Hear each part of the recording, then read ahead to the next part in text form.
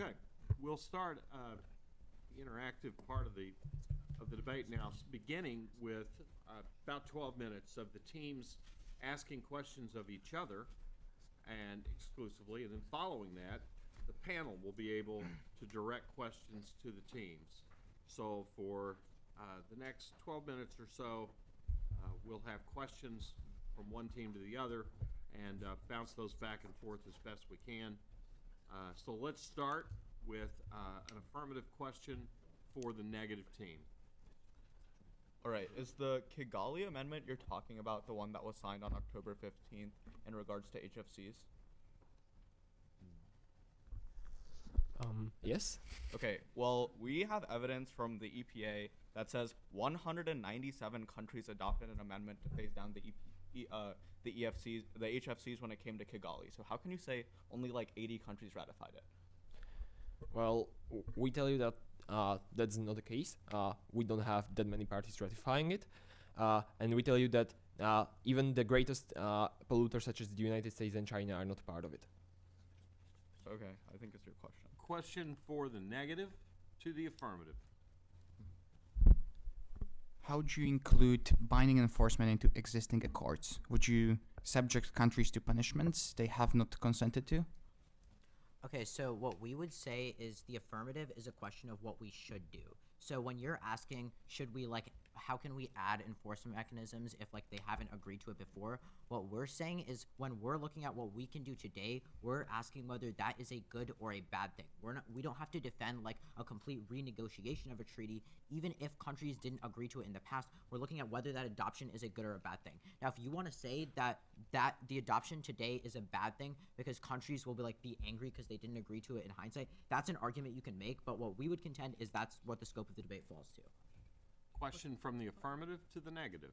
Okay, so when you discuss the idea of legally binding agreements versus binding enforcement agreements, are you guys defending an agreement that is legally binding, has enforcement mechanisms, or both? Can you just clarify that?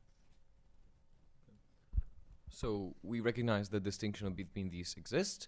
Nonetheless, to be very, very clear, so we generally oppose agreements which are enforced. That is to say, we will never use sanctions against countries which simply sign into agreement. But comparatively, legally binding accords where you simply have to ratify that by Congress, we think that these are fine with us. But generally, the question is about sanctions and generally this kind of stuff.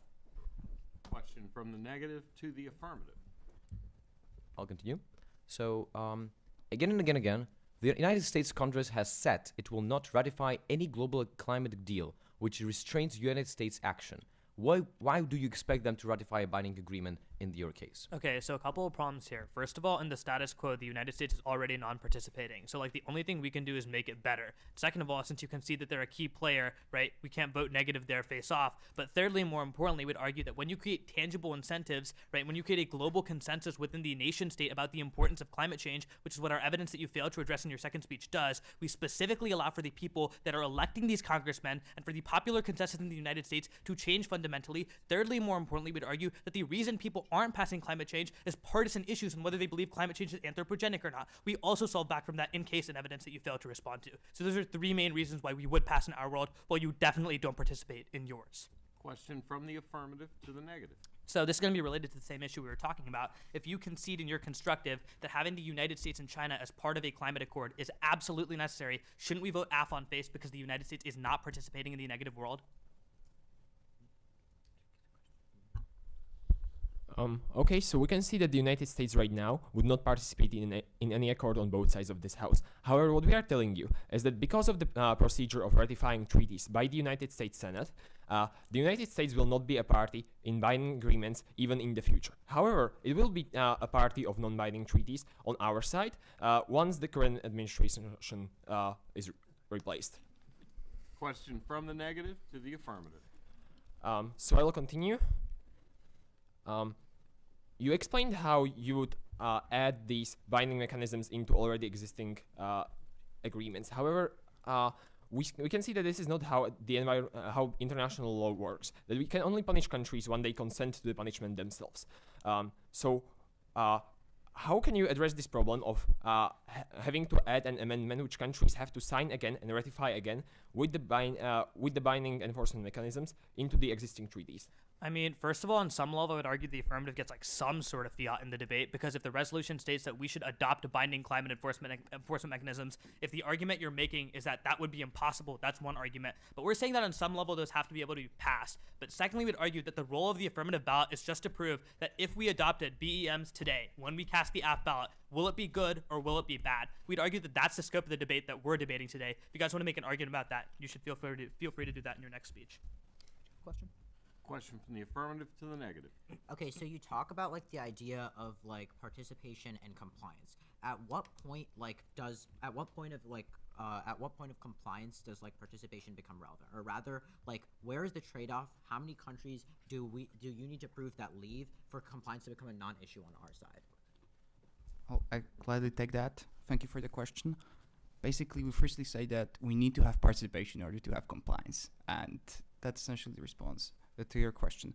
We firstly have the countries to participate in, and then build up on it afterwards. Finally, one more negative question to the affirmative. So to the idea about with the phrasing of the motion, you talk about how this debate is about should or not should do that. We agree, but isn't the debate also about practical and technical issues of a policy debate where you have to explain how certain things works in practice? You never showed us why is it how is it possible to simply put sanctions on a country which only ratified a non-binding agreement? Can you elaborate on that? All right, so at a certain point, we'd argue that we are advocating for the most feasible approach for the affirmative side of this debate. So at the point where we're talking about binding enforcement mechanisms on the affirmative side, we're going to choose the most practical approach, which is the approach that we favor. Okay?